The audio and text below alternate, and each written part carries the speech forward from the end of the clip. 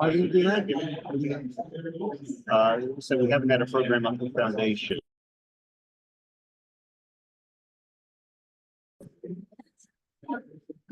It'll be recording this, yeah.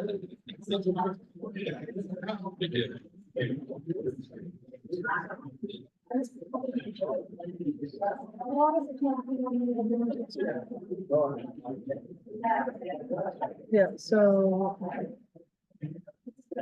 sometimes like with our dog, like holding him, like that to make sure he's good. Like right now, he's like on that. Like Tip on the shoulder. yeah, like Yeah.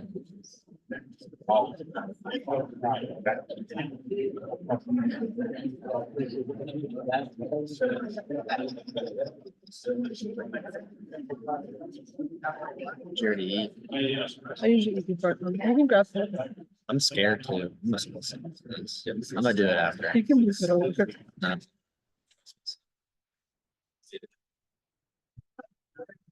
Welcome to the September 9th meeting at Raleigh. I'm glad to welcome you here. I'm glad I saw him somewhere and got Peter back with us, so one thing I'm going to join us as well.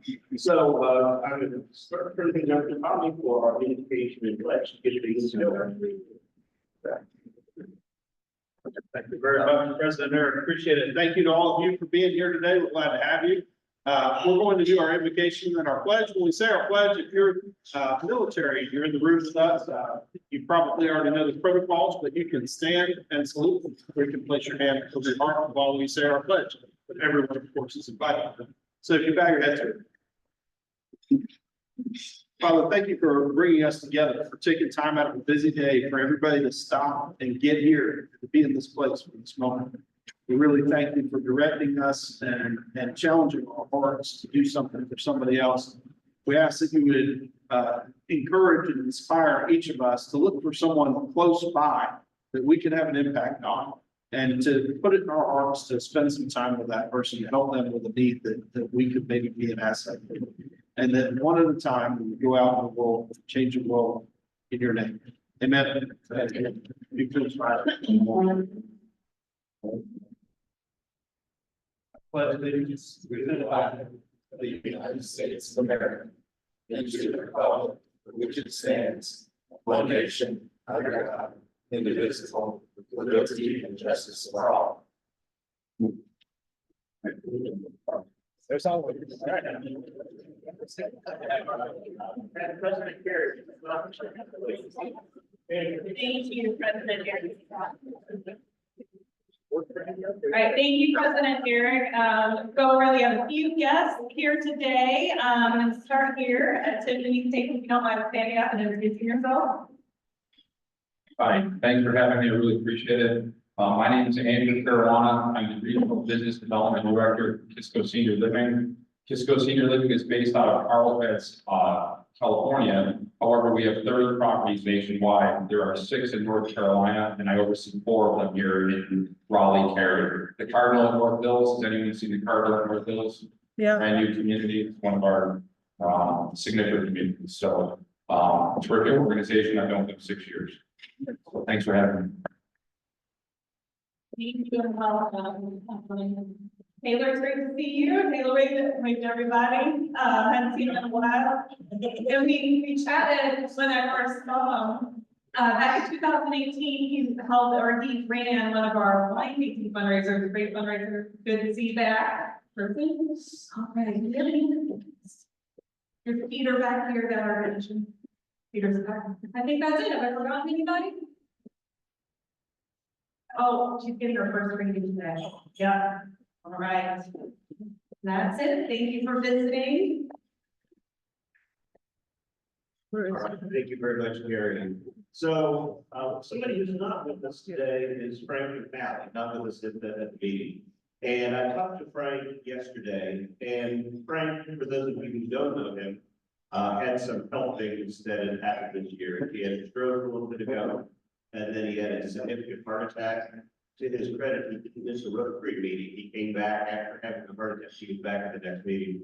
But he's going through some recovery activity now, and he really needs on doctor's orders to be still for a while, so he's not gonna be able to come in for a few meetings, but he wanted to reach out to everybody and say hello. And so we're gonna do one of our bombing runs. We're gonna do some blood bombing. So on your table are some cards and envelopes. And so one or several of you at the table, grab a hold of that and write it in to Frank. Frank is a terrific member of this club. He worked with us with the city, when he was in the city. He's run several restaurants in the area. He is a guy that knows what hospitality means. And so I'm sure that if you do not have to be watching. So fill those out. Just write Frank on the outside of the envelope, give it to Linda when you leave. Or you leave it on the table and she'll pick it up and she'll put them all in an envelope and send them in to everyone. So with that, let's get to where the work gets done in the club, in the committees. And we're going to have Shakima and John and Richard come up. And then Jean-Luc, Terry and Maddie will come up with you. So with that, let's start with Shakima.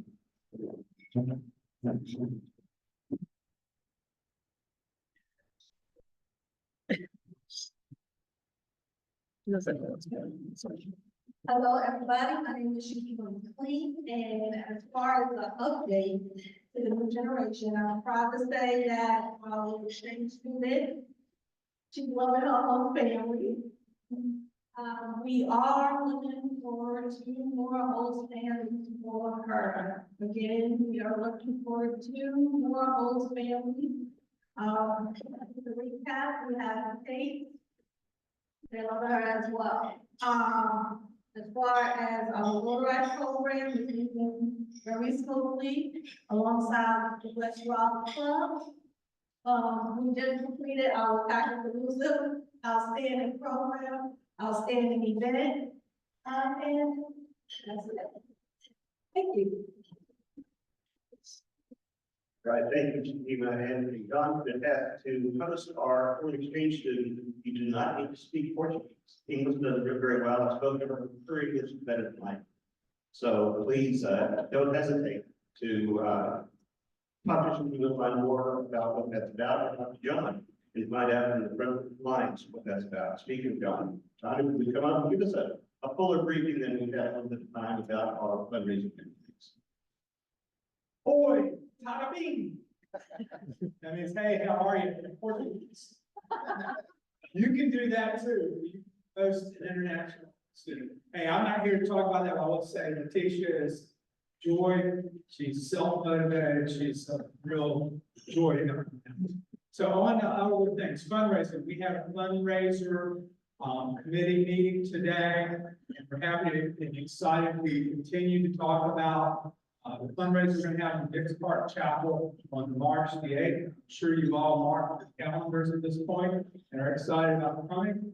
We'll be presenting some information to the board tonight about an exciting theme and collaboration with Dix Park on an upcoming project. Hopefully the board is going to approve that. And if so, it's going to add even more magic to the Rotary data. So stay tuned. We'll be in touch. Thank you very much, John. And so let's have Richard, if you would please talk about our service projects and John. Doesn't matter which order you're in. Wait, do we have different times? I just do the next one. Yeah, it's fine.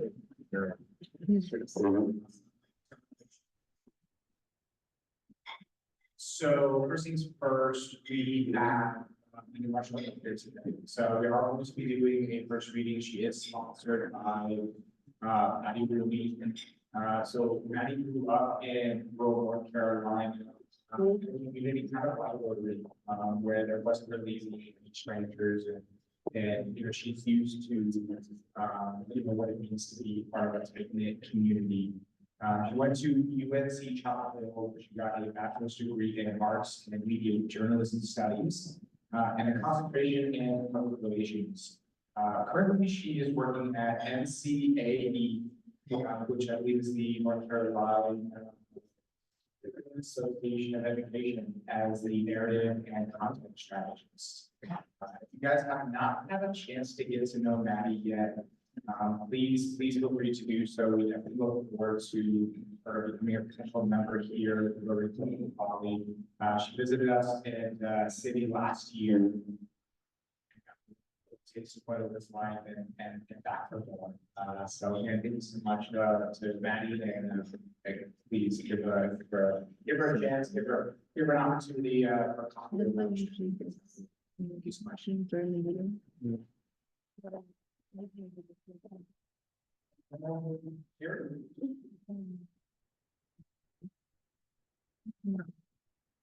Okay, I didn't think so, but, and then service social, so we don't have a spot for service social yet, this month. Really looking on finding a Rotarian who's wanting to showcase, whether maybe it's their business, maybe it's a customer of theirs. You know, kind of open it up to the community that way. Otherwise, after getting to know one another, so keep your minds open, please reach out to me. And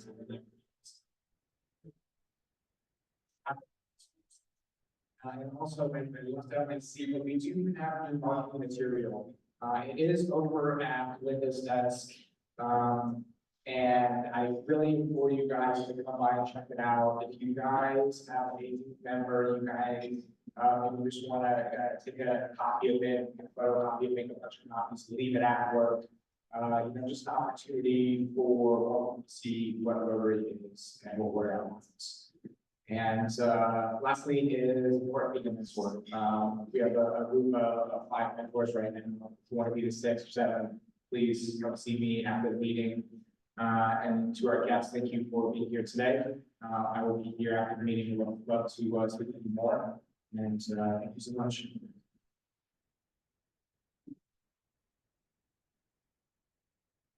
Afternoon, Rotary, today Rotary Service Chair. We are about over 2.5 weeks from our next service project. We are doing beautification of the crime victims moral garden down in Raleigh. Now, just a footnote here, this is a project we own.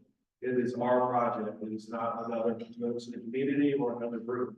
And we need about 28 Rotarians and families and friends. You do not have to have a green thumb, you can have any thumb, but I would encourage you to invite your family, folks from your office. And this is right in our backyard, right in our buildings. And it will be a tremendous impact on our community.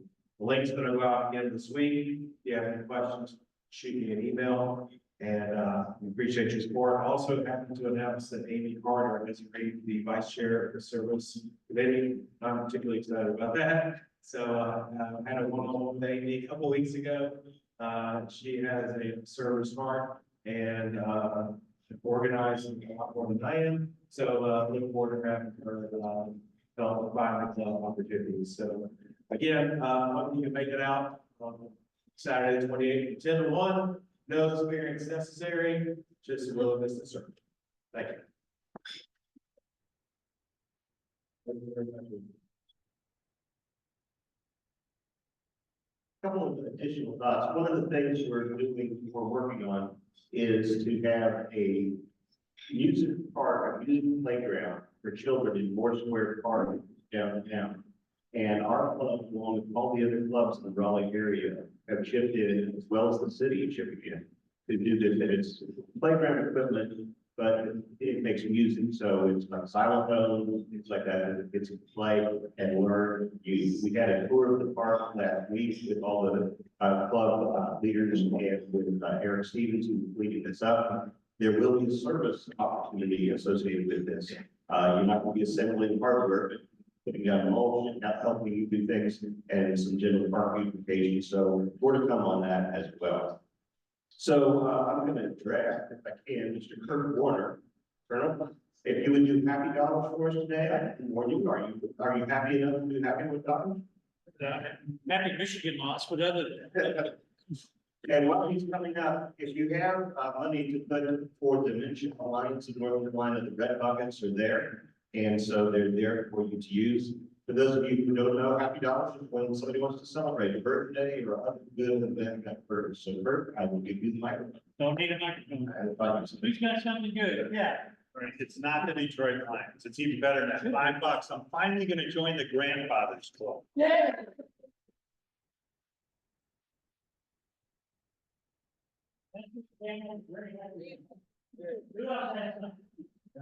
Anybody? Yes. Go ahead. I was, Good, Andrew. I'm fundraising right now currently for the Tunnel to Tower Foundation. If anyone knows what the Tunnel to Tower Foundation is, they raise money for disabled veterans and fallen first responders. I ran the New York City Marathon the last 2 years in a row, raising money for this incredible organization. I'm running it this year with one of my residents. He's 97 years old. He's a World War II vet. I'm pushing him the whole way to the marathon. Our goal is $100,000. We're way short. I can share the link with this group, but we really appreciate your support. All right. Thank you. Okay, what you got? I got married last month. Well, that. Here, you may need this. University of Arizona, undefeated, and Buccaneers on the start. There we go. Back to you. Yeah. Go back to the track.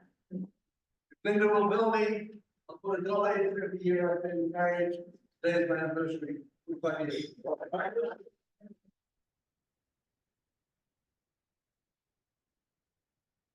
Actually, we should give her the money.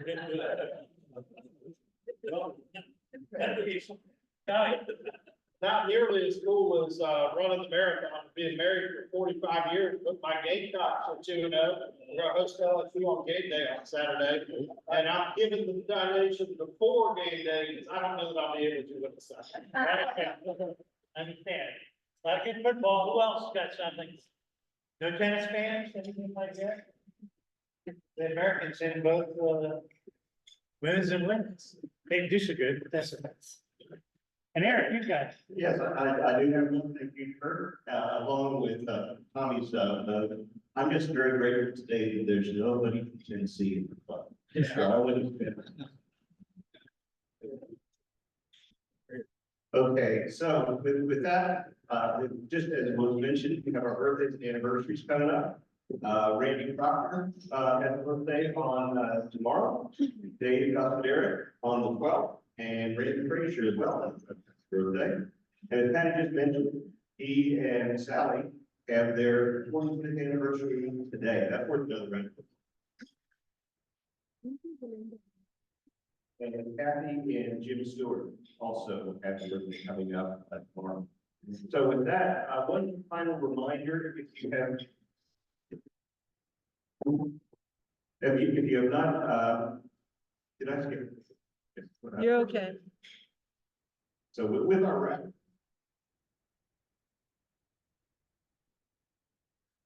Here's Tom.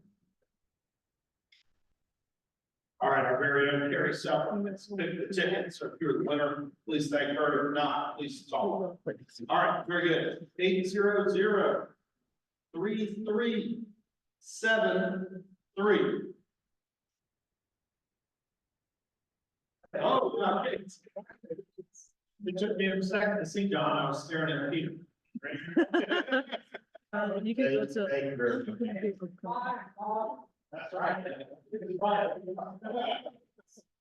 Okay, one other reminder, if you were writing to Frank or you're thinking about it, and you haven't done it yet, just remind you to do that, wrap that up and put it in an envelope for the end of the meeting.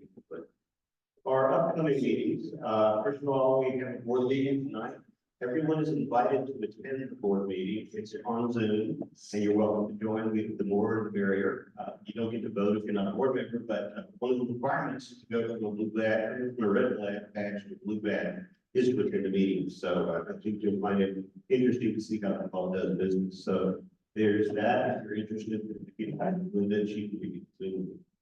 I'm very excited. Tony Rice is going to be our speaker next time, and he is a NASA representative, and he's going to talk about NASA's Deep Space Network and other topics as well, and what NASA is doing there. I'm literally listening to the cosmos with the radio signals that are out. Fascinating. He has spoken to this club before, a number of years ago. Really interested you guys to ever see any kind of astronomy reporting in WRAL or anything like that. He's usually the awesome. So fascinating guy.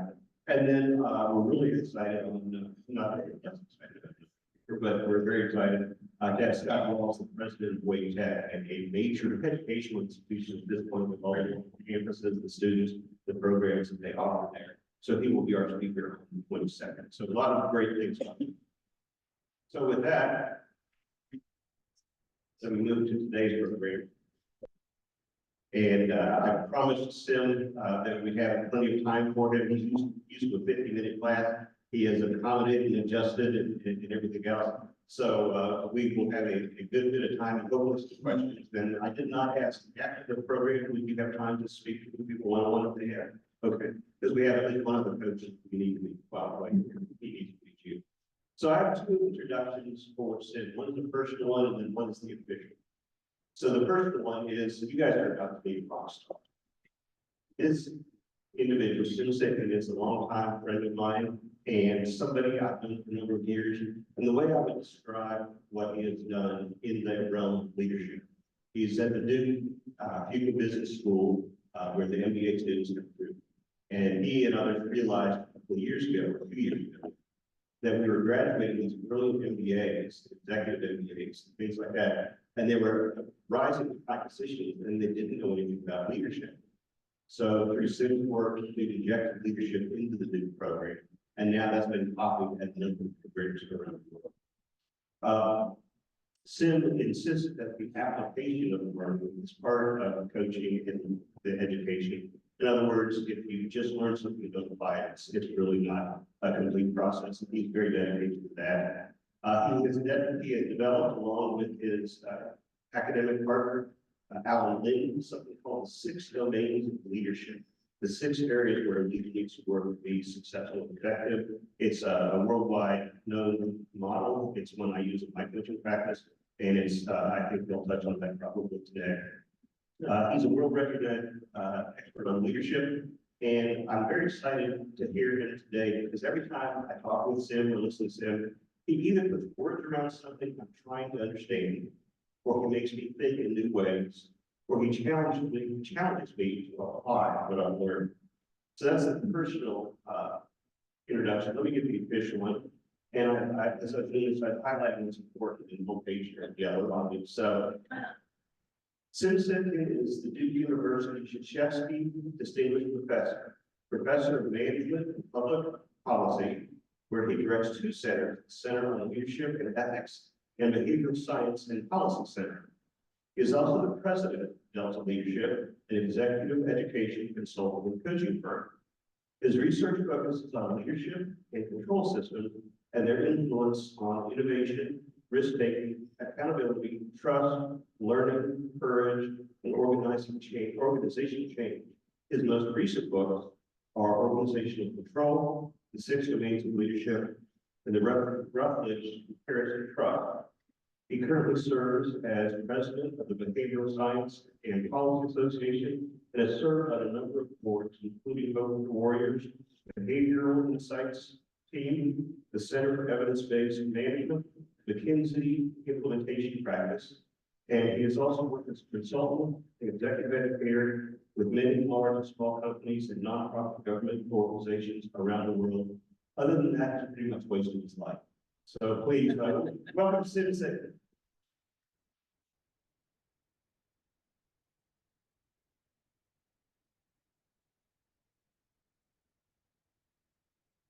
I'm always embarrassed by introductions like that. It's all I can do now is disappoint you. But what I wanted to talk about today, and I'm gonna try to go through these the material I want to cover relatively quickly, so we have time for questions and discussion.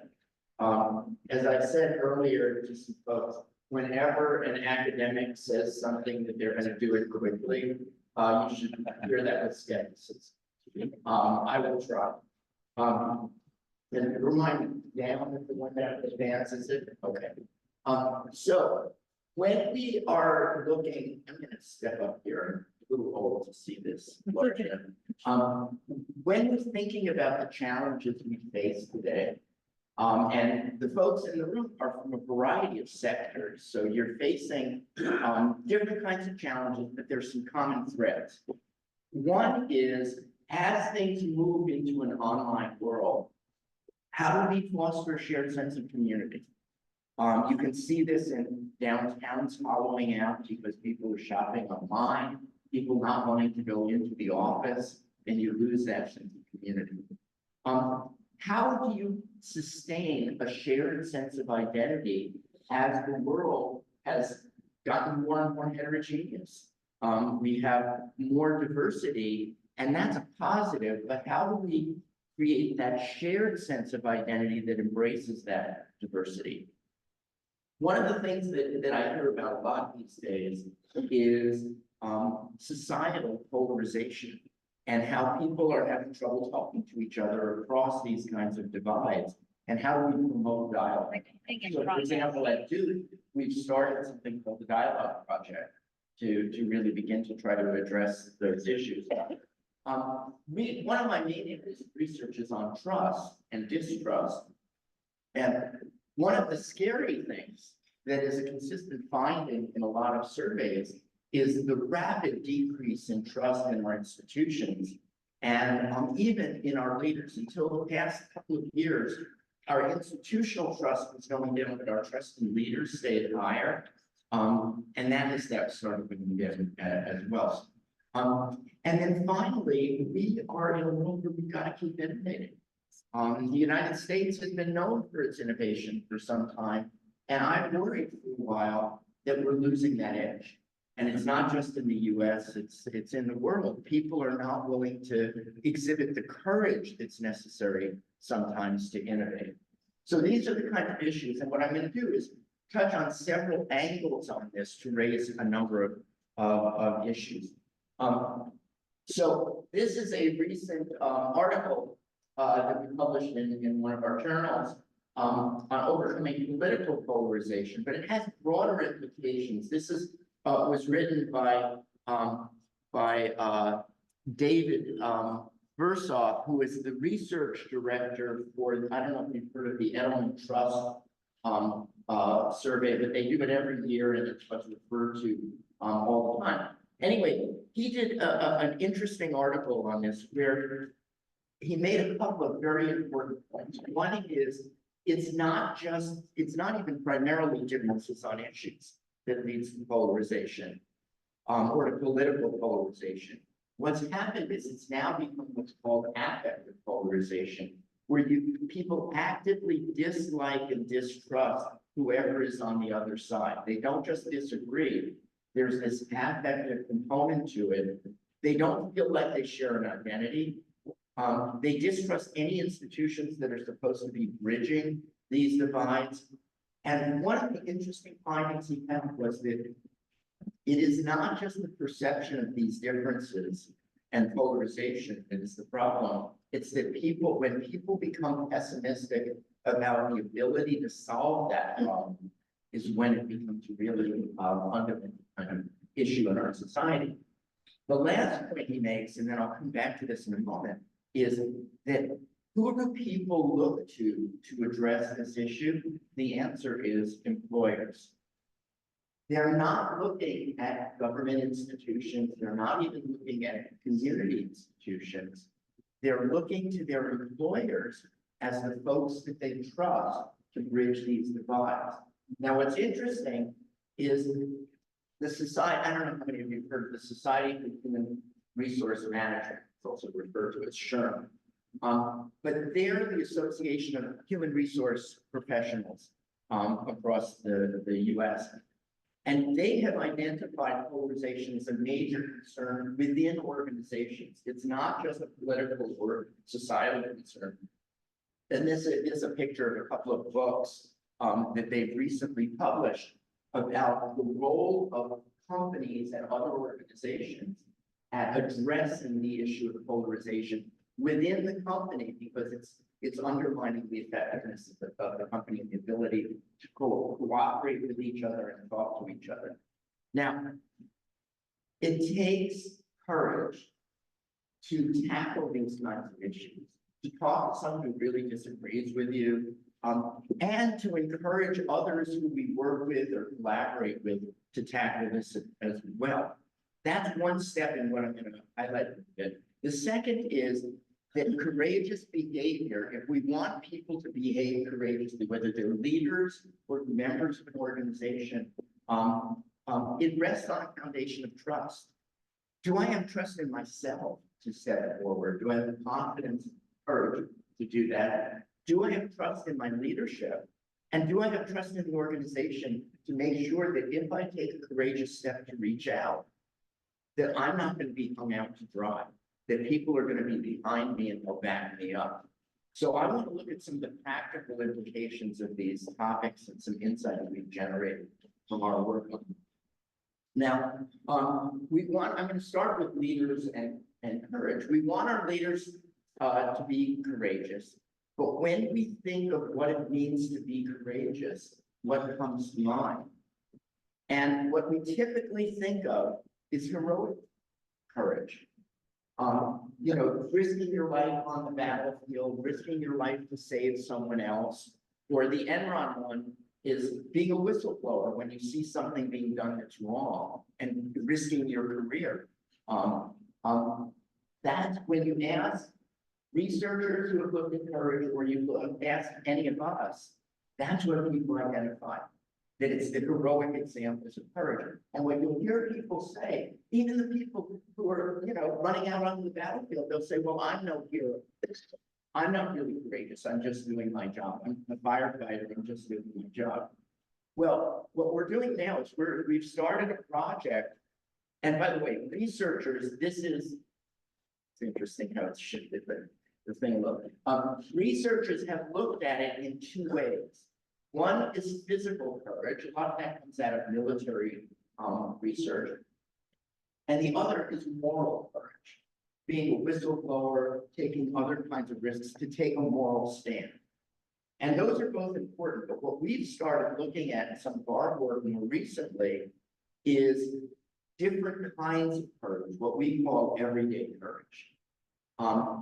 Things like, have you ever needed courage to provide honest feedback to somebody? Have you ever needed courage to have a difficult conversation with somebody? This could be at work, this could be a family life. Have you ever needed courage to allow yourself to be vulnerable?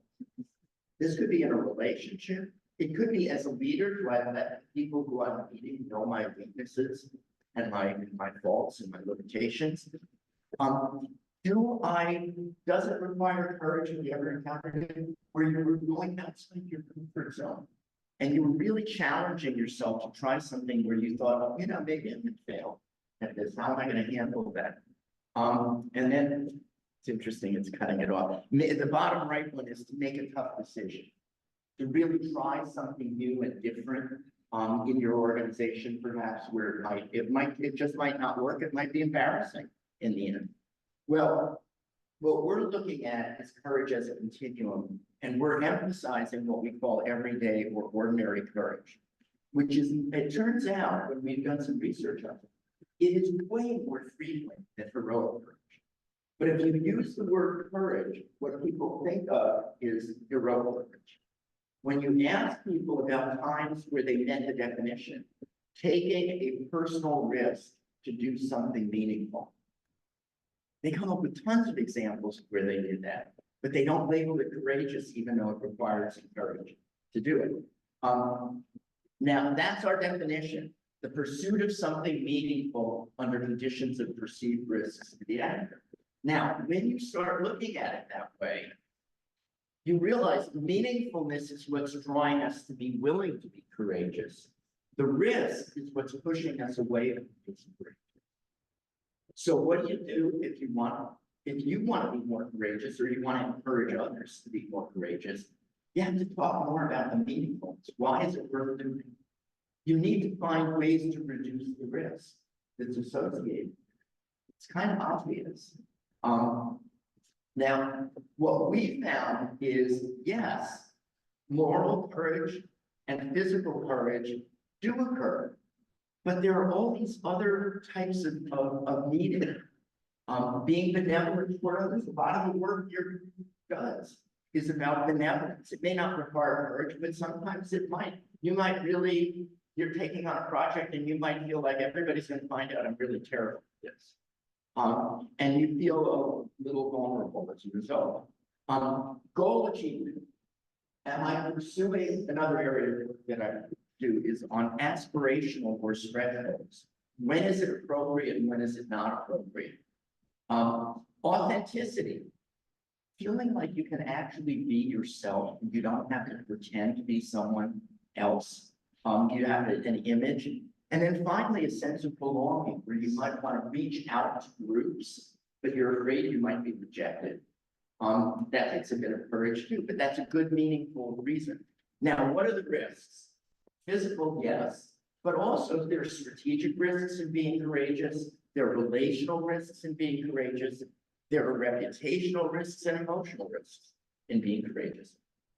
So what we wanted to see was how often do these various things actually occur? So we started out looking at managers. And I think you're not going to be surprised by one of the key findings we identified, but it's not what's written about it, either in research or in popular writing. So in terms of meaningfulness, what we found is instrumentality, taking a risk because of some kind of instrumental benefit you're going to get. 50% of the time, that's why people are willing to be courageous. Whereas morality, which is what is often talked about, is about a quarter of it. So it's not insignificant, but it's much less. That's not surprising. If I'm going to be courageous, it's not unreasonable that I would do it because I think I'm going to get something for it. Now, think about the types of risk. Well, 18% of the time, physical risk is involved. Again, that's not insignificant, but the biggest one is strategic risk. So if you think about organizations and roles in organizations, what this says is for managers, the reason courage is undertaken is because I want to get something that's desirable to me, that's instrumental. And what I'm worried about is strategic failure. That's pretty intuitive. Makes a lot of sense, but it's not what's been reflected, and it's not how people think about it. So one of the things that we're going to do, that we're doing, what we've identified, courage is more than heroic. It may be different for people in different roles. So, for example, the managers did not emphasize belonging or authenticity or relational or reputation risks as much as I think employees down the line might emphasize of what it takes to be courageous and what you might worry about. But there are a variety of things where courage really matters. Are we trying to do something aspirational? Are we willing to adjust to changing circumstances, or do we sort of hunker down and pretend nothing's really changed? Do we reach across divides in a polarized world? There are a lot. One of the things I've worked on for years is the importance of being willing to take the risk to try something new and learn from early failures so you can ultimately succeed. A lot of people don't do that. A lot of organizations don't encourage it because they're not courageous enough to experience failure, and they don't feel they have enough resilience to pick themselves up after and go forward. Leaders can make a real difference because courage can be encouraged. One of the things I'm not going to talk about today, but we're working on right now is we're working with veterans organizations on helping veterans reintegrate into society by recognizing that they're way more courageous than they think they are, even though they're not running onto a battlefield anymore.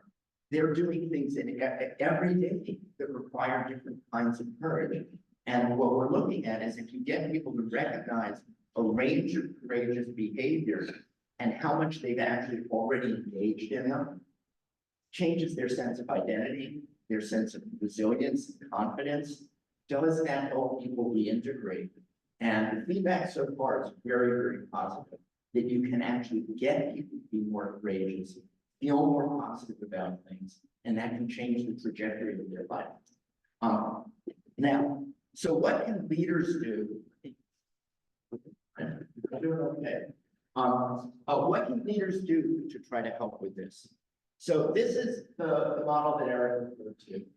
Just smile. The 6 domains of leadership model. And what we did in developing this was, when I teach about this, I like to say, this is not rocket science. There's very little in here that you don't already know. The problem is, what you know has not been organized in a very structured way that allows you to focus your energy and attention on what needs to be done to achieve the various outcomes that leadership is aimed at achieving. Now, I'm not going to go through all of these, all of the 6 domains, but what I'm going to emphasize is a couple of things that are relevant to the challenges that I mentioned. In particular, I'm going to focus on 2 elements at the bottom, relational and contextual leadership. That whole bottom row is what we call the foundation. Personal leadership is about the leader and letting people know about who you are and what your competencies are. Relational leadership is about connecting with them. Contextual leadership is about helping them understand the situation that we're operating in. So it's very intuitive. It's about the leader, it's about the follower, it's about the situation. And then you build on that to inspire and provide the support people need to pursue aspirational goals. And then the top of it, responsible leadership, is about creating the right kind of balance. So inspirational leadership and supportive leadership are relevant to what I'm going to talk about today, but I'm not going to emphasize those. I'm going to emphasize relational and contextual leadership. And in particular, each of these domains represent a cluster of leader behaviors that have distinct effects. Relational leadership is this blue box. And what that is about is conveying that you understand those you're trying to lead. Now, by the way, leadership does not mean you have to have a fancy title. It's not about being in an authority position. It's about exercising influence over others in the pursuit of the goal. And we do that in our families, we do that in our communities. You can actually exercise influence up or laterally to peers or out to people that you're working with. That's leadership. And the question is, what are the behaviors you need to engage in to be effective at influencing others? Now, so relational leadership is, I need to connect with you. How do I do that? I convey I understand you as a person, as a professional.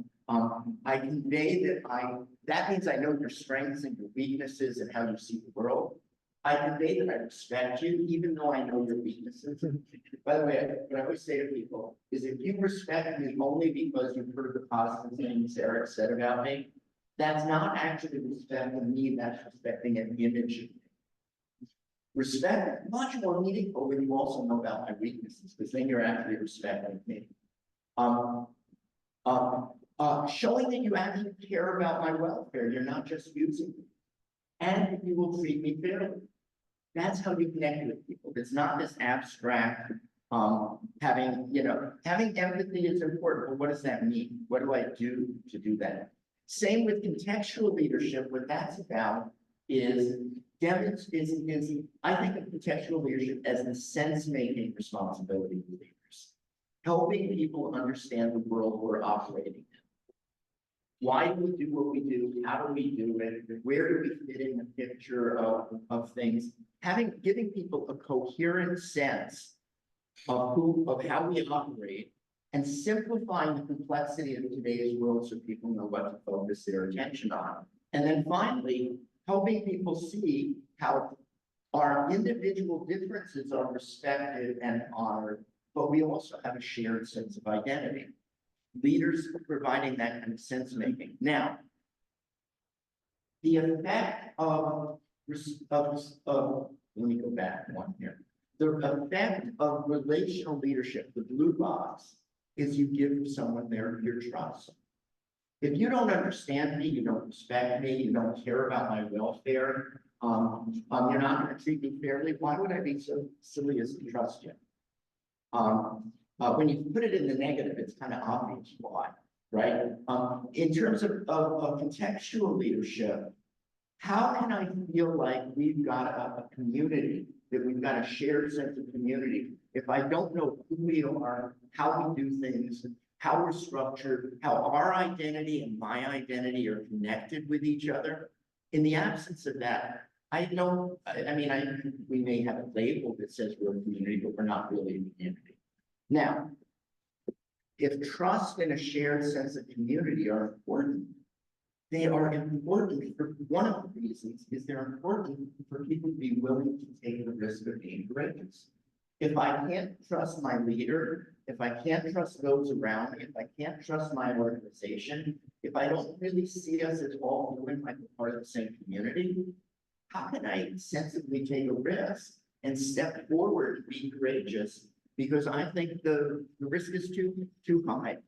So when leaders build a sense of trust and a sense of shared community, that's going to begin people to be more courageous. Now, what does it take to build trust? There's been a lot of research on this, especially it exploded in mid-late 90s. And the most well-known approach to trust is this one, Mayor Davis and Scorman, and Roger Mayer actually is at NC State here in Raleigh. And they identified several things that are important to building trust. Are you able? Are you benevolent? And do you have integrity? What we found is that the benevolence is a direct cause of trust. The other two work through relational leadership. They're not the direct cause of trust. What we found in our work was that are we interdependent with each other? Do we see ourselves as having shared basic values where we're willing to cooperate with each other? And then that led most recently to my work with Alan Finn on the leadership model, where you build trust. And the thing that is most underemphasized that we found is conveying that you understand the other party. Do you really convey to me that you understand how I see the world, what's important to me, or is it your idea of what it should be for me? If you may have the best of intentions, but if you misunderstand who I am, you may do something you think is helping me, but it's not helping me. It's helping advance what you want me to be or want me to do. Now, building community, we've also done some work on this, and you'll see some of the same themes come through. How do you build a shared sense of community?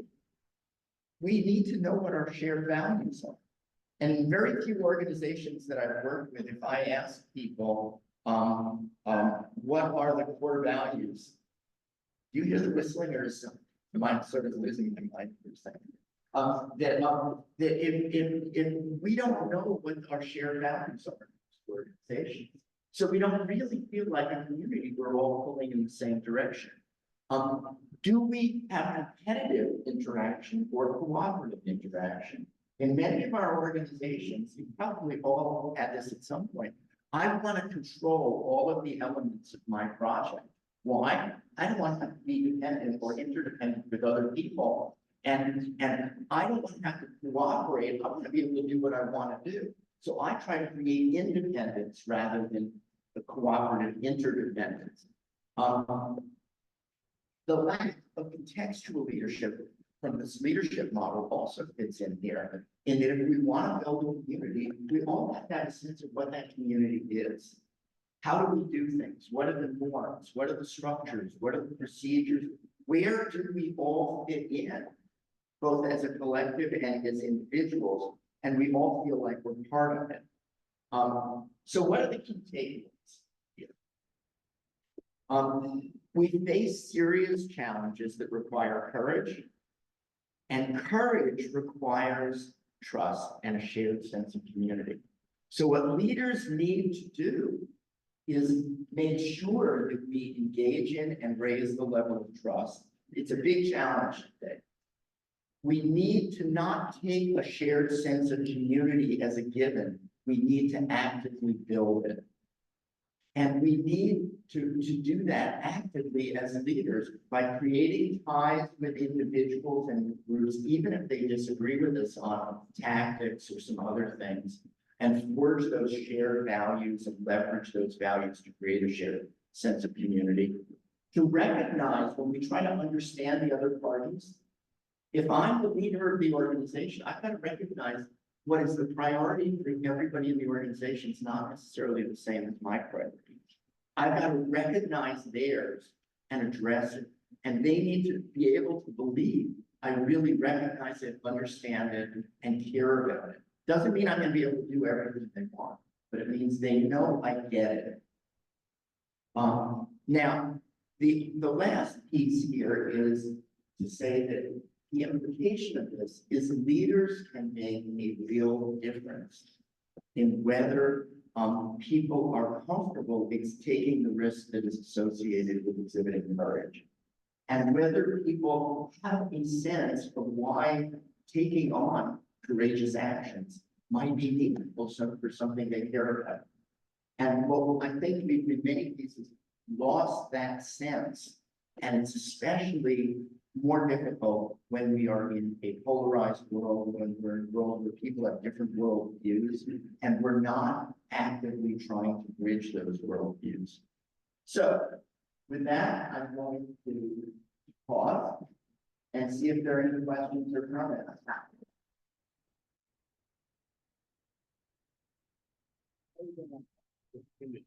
Okay.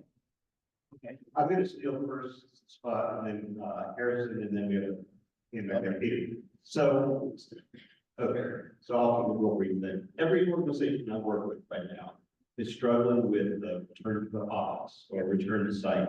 And some of them are threatening terminations and everything else. Nobody that I know is doing it well, but the ones that are doing it good. The ones who are doing it well, what do you do? Well, one thing to recognize is to ask the question, I haven't heard a good answer to this question, is why is it that organizational productivity went up so much when people were working at home rather than in the office? And I think one of the reasons is that we underestimate the value of creating that shared sense of community, and we don't leverage being co-located for it. So do you have to be in the office 5 days a week in order to have that shared sense of community?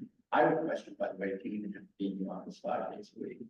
I think it's been many, many years since we went to a 40-hour work week. I'm not convinced we're not ready for a 30 or 32-hour work week. And I think what they found, productivity went up. So what went down was the shared sense of community. So I think what leaders need to do is to focus and listen as what is it that people are missing now by not being in the office? What are the ways we can make being in the office with each other more valuable and community enhancing rather than community destroying?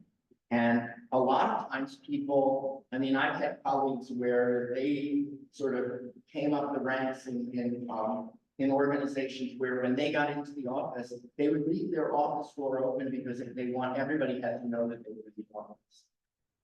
Whereas my question is, why do I need to know when you're in the office? I need to know if you're doing what we need to have done. And if I need to reach you for something, I can reach you and you're there. And so I think what's happening is there's a misplaced emphasis.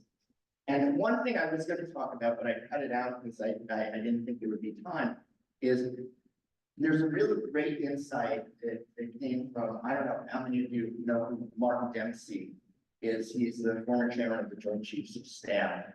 And he had a great insight in his first book, which is we now live in a world, he was talking about the military, but it's much more general than that. We now live in a world where the only way to exercise control is to be comfortable giving up control. That it's a delusion to think you can control everything. What you need to do is to design the organization and interact with people in a way where you're giving more control away, but you're giving, and this is where contextual leadership comes in, you're giving them the frameworks so they know how to operate.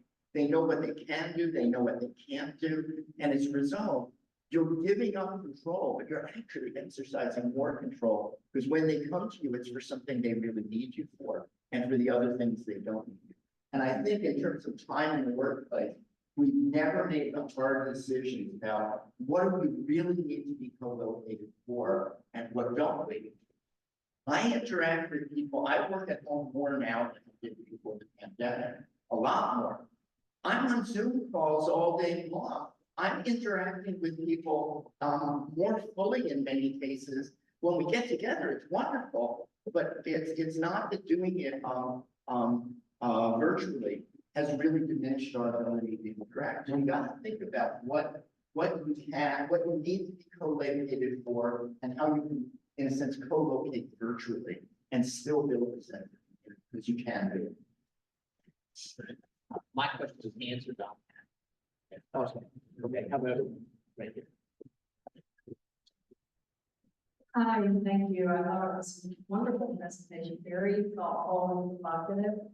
I wonder about the role hierarchy plays as you cut across the pyramids, and I love all of the different examples, but when the company has a direction that's been set at the top, how does all of that play into your very thoughtful conversation on leadership?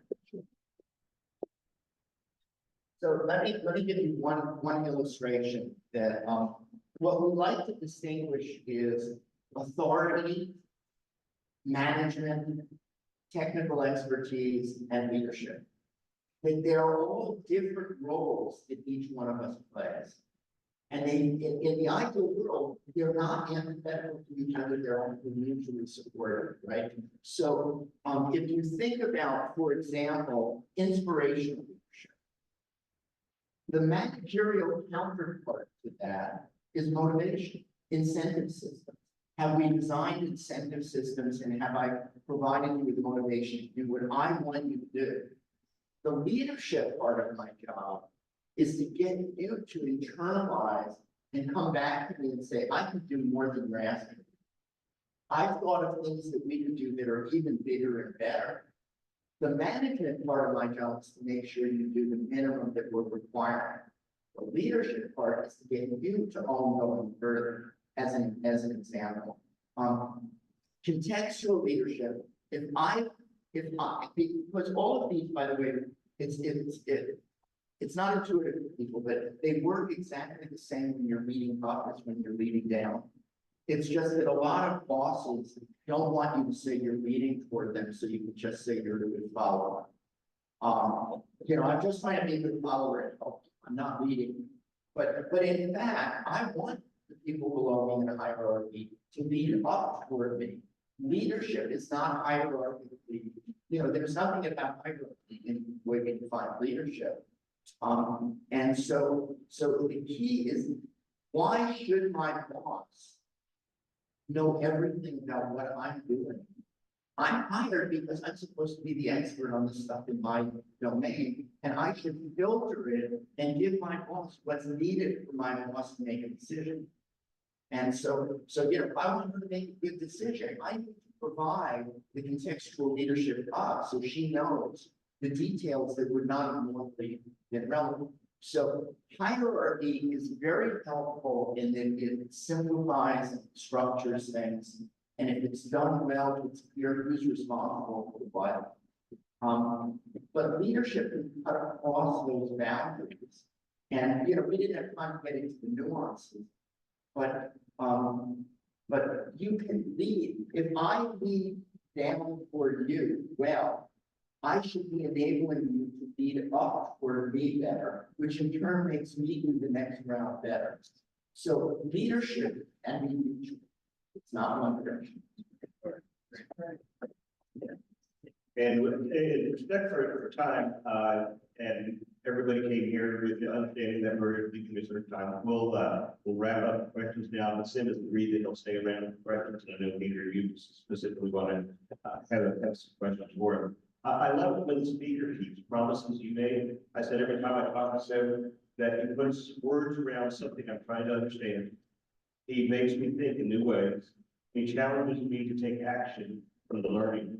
And so hopefully everyone will have courage for that. One more time, thanks for Sim, and we have a really. Sim didn't mention it, but this leadership is in the MBA programs, executive MBA programs, weekend and global. If you don't have an extra $165,000 laying around, they do run a new leadership program, and that's a program that covers a lot of these concepts in detail. So he can tell you more about that. So Rotarians, let's stand and prepare our weekend. In the things we think, say, and do, is it true? We'll build friendships, will be beneficial to all concerned. We are adjourned.